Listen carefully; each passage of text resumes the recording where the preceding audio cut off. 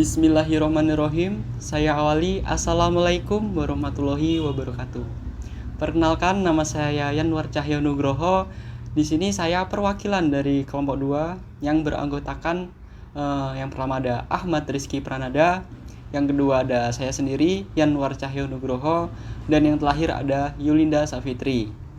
Baik, di sini saya akan menyampaikan materi yang berjudul Al-Amwal. Baik, langsung saja saya akan menyampaikan atau membacakan materi sebagai berikut. Harta dalam perspektif fikih muamalah.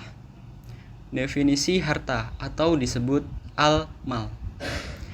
Harta dalam bahasa Arab disebut al-mal, berasal dari kata ma'ala yamilu mailan, yang menurut bahasa berarti condong, cenderung atau miring.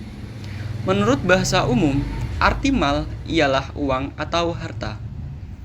Terus adapun menurut istilah, ialah sebagai benda yang berharga dan bersifat materi serta beredar di antara manusia. Kedudukan dan fungsi harta. Kedudukan harta dalam Islam yaitu sebagai berikut. Harta sebagai jalan, bukan sebagai tujuan. Yang kedua, harta yang baik adalah harta yang diperoleh secara halal dan digunakan menurut tempatnya. Dan yang ketiga, harta adalah perhiasan hidup di dunia. Dan yang keempat, harta untuk memenuhi kebutuhan dan mencapai kesenangan. Dan yang kelima ada harta mencegah sifat kafur. Dan yang ketujuh ada harta sebagai ujian dan cobaan. Dan yang kedelapan, harta untuk mesejahterakan masyarakat dan stabilitas negara. Fungsi harta. Harta dipelihara manusia karena manusia membutuhkan manfaat harta tersebut. Makna fungsi harta amat banyak, baik kegunaan dalam hal baik maupun jelek. Di antara sekian banyak fungsi harta, antara lain sebagai berikut. Yang pertama, berfungsi untuk menyempurnakan pelaksanaan ibadah yang khas atau mudhah. Yang kedua, untuk meningkatkan keimanan atau bisa disebut ketakwaan kepada Allah Subhanahu wa taala.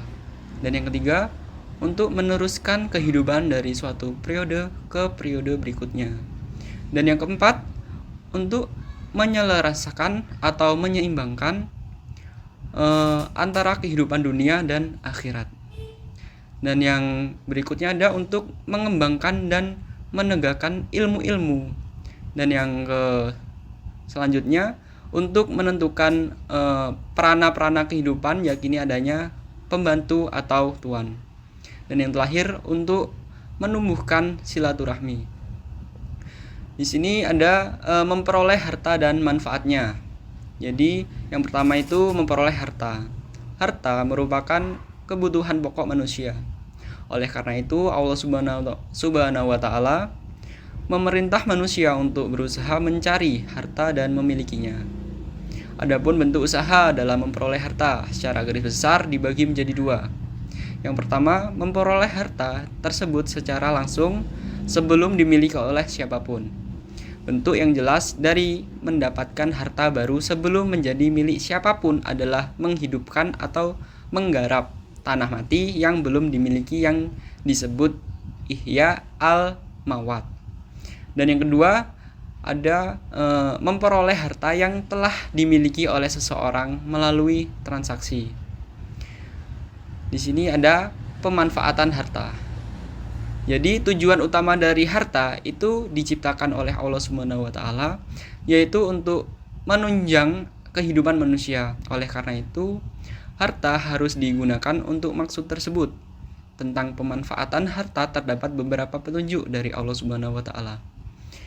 Sebagai berikut, digunakan untuk kepentingan hidup sendiri, penggunaan harta untuk kehidupan sendiri.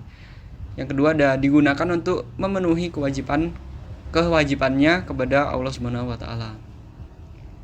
Di sini ada pandangan ulama terhadap terminologi harta dan implikasinya. Jadi pendapat Hanafiyah yaitu al-mal adalah segala yang diminati manusia dan dapat dihadirkan ketika diperlukan, atau segala sesuatu yang dapat dimiliki, disimpan, dan dimanfaatkan. Pendapat mayoritas ulama fikih, segala sesuatu yang memiliki nilai dan dikenakan ganti rugi bagi orang yang merusak atau melenyapkannya. Yang selanjutnya, pembagian harta dan akibat hukumnya.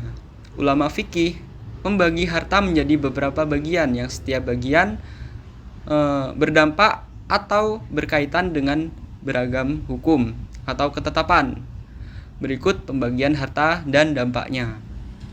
Yang pertama, harta mutakwim dan ghair mutakwim. Harta mutakwim itu adalah suatu yang dapat dikuasai dengan pekerjaan diperolehkan syara untuk memanfaatkannya, seperti macam-macam yang tidak bergerak, yang bergerak, dan lain-lain. Terus, harta ghair mutakwim. Pembeda jenis harta seperti ini mengakibatkan beberapa dampak hukum. Antaranya, yang pertama ada sah dan tidaknya harta tersebut menjadi objek transaksi. Yang kedua, adanya kewajiban untuk menggantikan ketika terjadi kerusakan. Dan yang ketiga, jika harta al-mal ghair al-mutakwim dimiliki oleh seseorang muslim. Harta mankul dan ghair mankul. Mankul adalah segala harta yang dapat dipindahkan dan diubah dari tempat satu ke tempat lain. Harta ghair mankul. Harta ghair mankul ini ialah suatu harta yang tidak dapat dipindahkan dan dibawa dari suatu tempat ke tempat lain. Pembedaan jenis harta seperti ini mengakibatkan beberapa dampak hukum. Antaranya, benda tetap atau akar boleh diambil dengan jelas syufah, sedangkan benda bergerak mankul tidak bisa. Yang kedua, washi atau pemegang wasiat tidak boleh menjual benda tetap yang dimiliki oleh anak yang dalam pengumpulannya kecuali dengan alasan yang membolehkannya. Dan yang ketiga, para ulama sepakat bahwa benda tetap atau ghair mankul boleh diwakafkan, dan untuk benda bergerak mankul para ulama masih berbeda pendapat. Dan yang terakhir ini untuk melunasi hutang. Yang pertama kali dijual adalah benda bergerak. Apabila tidak cukup, baru menjual benda tetap. Terus di sini selanjutnya ada harta misli dan kimi. Harta misli adalah harta yang mempunyai persamaan atau padanan dengan tidak mempertimbangkannya adanya perbedaan antara satu dengan yang lainnya dalam kesatuan jenisnya. Yang kedua ada harta kimi. Harta kimi adalah harta yang tidak mempunyai persamaan atau pandanan, atau harta yang memiliki pandanan namun terdapat perbedaan kualitas yang sangat diperhitungkan, seperti perhiasan.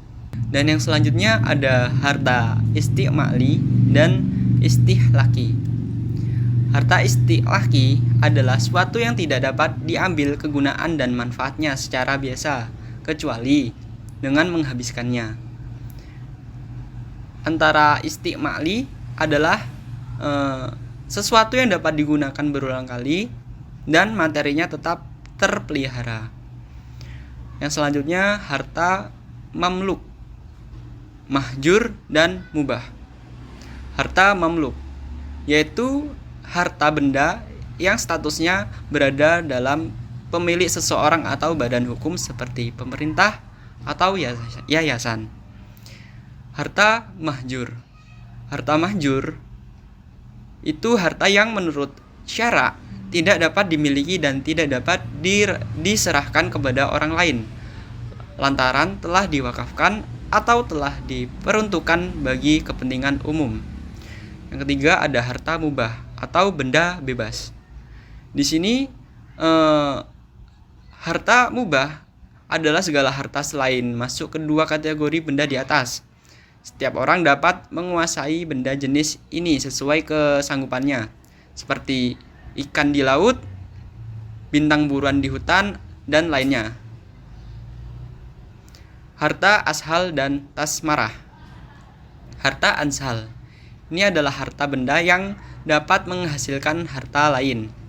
Harta tasmarah adalah harta benda yang tumbuh atau dihasilkan dari harta ashal tanpa menimbulkan kerugian dan kerusakan atasnya. Terus di sini ada harta kismah dan khairul kismah.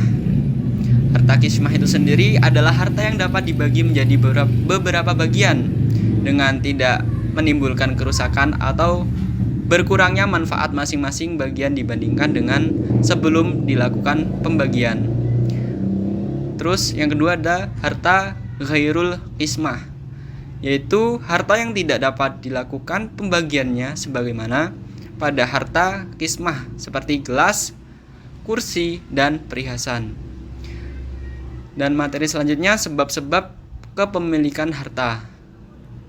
Yang pertama ada istilah al-mubahat. Al-mubahat adalah cara pemilikan melalui penguasaan terhadap harta yang belum dikuasai atau dimiliki pihak lain. Yang selanjutnya al-uqud. Akad adalah pertalian antara ijab dan kabul sesuai dengan ketentuan syara yang menimbulkan pengaruh terhadap objek akad. Terus yang selanjutnya al-khalafiyah. Al-khalafiyah ini adalah penggantian seseorang atau sesuatu yang baru menempati posisi pemiliknya yang lama.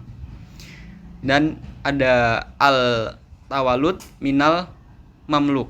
Ini adalah suatu yang dihasilkan dari suatu yang lainnya. Terus ada al-tawalud minal mamluk, adalah sesuatu yang dihasilkan dari suatu yang lainnya. Setiap perankan atau segala sesuatu yang tumbuh atau bisa disebut muncul dari harta milik adalah milik pemiliknya. Sekian yang bisa saya sampaikan, kurang lebihnya saya mohon maaf. Saya akhiri. Wassalamualaikum warahmatullahi wabarakatuh.